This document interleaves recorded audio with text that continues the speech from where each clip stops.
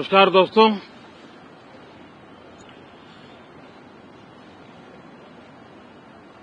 Monsoon सत्र में आप सभी मीडिया जगत के लोगों का स्वागत है। साथियों, मानसून नवीनता और नवसृजन का प्रतीक है और अब तक जो खबरें मिली है, देश में मौसम बहुत ही अच्छे ढंग से आगे बढ़ रहा है। कृषि को लाभदायक मौसम की खबरें हैं और बारिश किसानों की अर्थव्यवस्था, देश की अर्थव्यवस्था, ग्रामीण अर्थव्यवस्था और इतना ही नहीं, हर परिवार की अर्थव्यवस्था में एक बहुत महत्वपूर्ण होता है। अब तक जो मुझे जानकारी दी गई है, उस हिसाब से पिछले 10 वर्ष में जो पानी का भंडार हुआ है इस बार, वो करीब करीब 3 गुना हुआ है, जिसका आने वाले दिनों में भी देश के अर्थतंत्र को बहुत लाभ होगा। साथियों, ये मानसून सत्र राष्ट्र के लिए ये बहुत ही गौरवपूर्ण सत्र है। ये मानसून सत्र राष्ट्र के लिए एक अपने आप में विजयोत्सव का रूप है।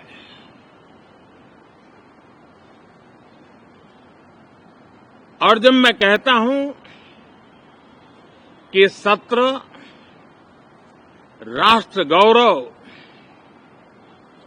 और विजयोत्सव का सत्र है, तो सबसे पहले तो मैं पहली बार इंटरनेशनल स्पेस स्टेशन पर भारत का तिरंगा झंडा वहां लहराना, ये हर देशवासी के लिए गौरव की पल है। देश में साइंस टेक्नोलॉजी के प्रति, इनोवेशन के प्रति नया उमंग और उत्साह भरने वाली ये सफल यात्रा रही है और पूरे सांसद, लोकसभा राज्यसभा दोनों सदन, देशवासी जिस गौरव का अनुभव कर रहे हैं, उसमें एक स्वर से जुड़ेंगे, एक स्वर से इसका यशगान होगा। जो भारत को अंतरिक्ष में नई ऊंचाइयां पर पहुंचाने वाले जो भावी कार्यक्रम हैं, उनके लिए भी प्रेरक बनेगा, प्रोत्साहक बनेगा। साथियों, ये मानसून सत्र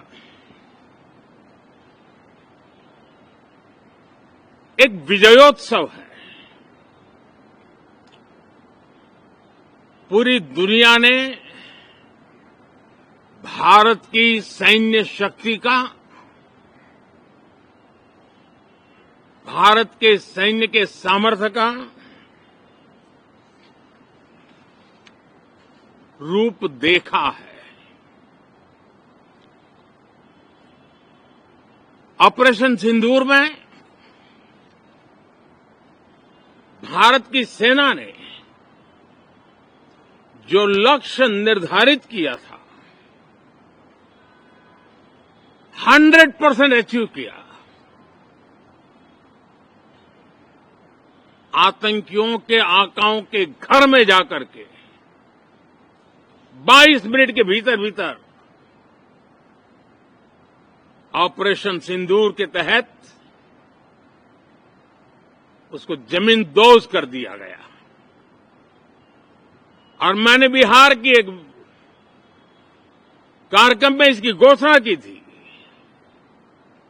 जो हमारी सैन्य शक्ति ने बहुत ही कम समय में सिद्ध करके दिखा दिया। और इसमें मेड इन इंडिया सैन्य शक्ति का ये नया स्वरूप, इस पर भी दुनिया बहुत आकर्षित हुई है। इन दिनों विश्व के जिन जिन लोगों से मिलना होता है तो भारत के इस मेड इन इंडिया जो औजार तैयार हो रहे हैं, उसके प्रति दुनिया का आकर्षण बढ़ रहा है। मुझे विश्वास है कि जब सदन इस विजयोत्सव को एक स्वर में विजय के भाव से इस सत्र के दरमियान उन ओजस्वी तेजस्वी भावनाओं को प्रकट करेगा, तो भारत की सैन्य शक्ति को बल मिलेगा, प्रोत्साहन मिलेगा, देशवासियों को प्रेरणा मिलेगी और सैन्य क्षेत्र में जो रिसर्च, इनोवेशन और मैन्युफैक्चरिंग हो रहे हैं, made in India defence equipment बन रहे हैं, उसको भी एक बल मिलेगा और जो भारत के नौजवानों के लिए नए रोजगार के अवसर पैदा करेगा। साथियों, ये दशक हम एक प्रकार से देख सकते हैं कि शांति और प्रगति कंधे से कंधा मिलाकर के आगे बढ़ने के कदम कदम पर प्रगति के एहसास करते रहे हैं।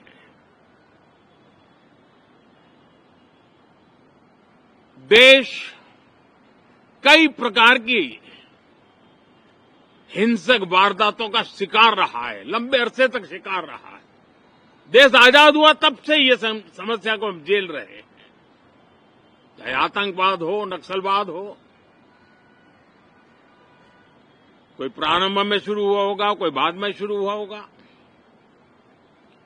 लेकिन आज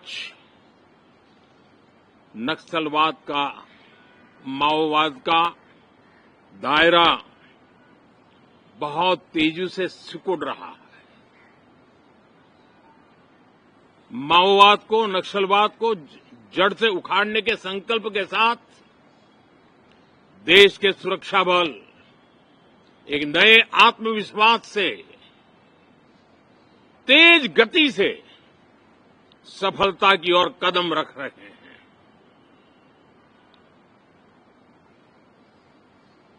और मैं गर्व से कह सकता हूं,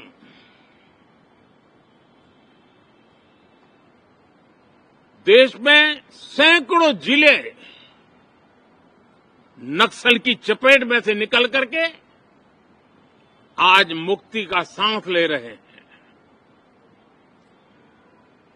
हमें गर्व है कि बम, बंदूक और पिस्तौल के सामने हमारा देश का संविधान जीत रहा है, हमारे देश का संविधान विजयी हो रहा है।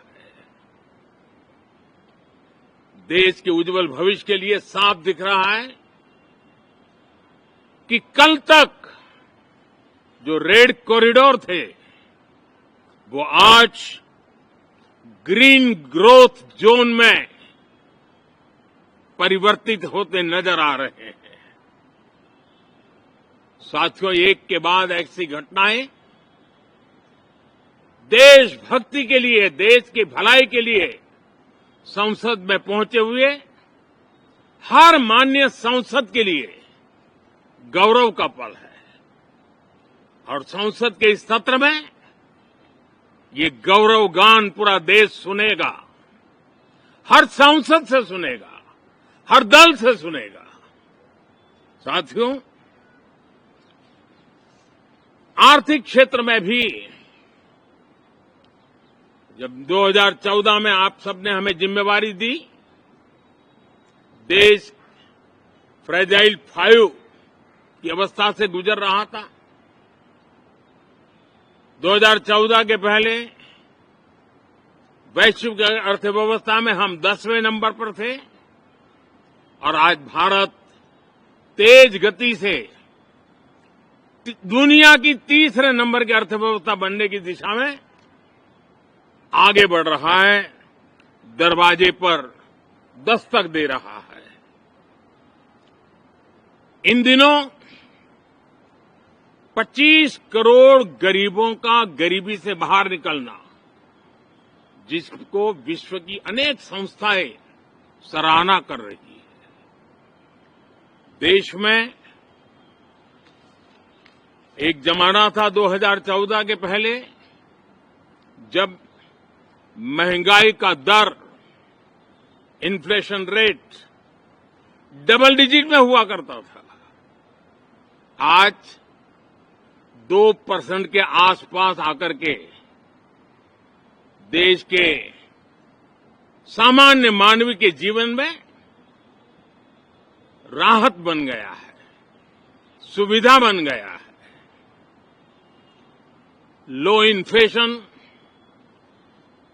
इन्फ्लेशन के सामने हाई ग्रोथ एक अच्छे विकास यात्रा की दिशा है।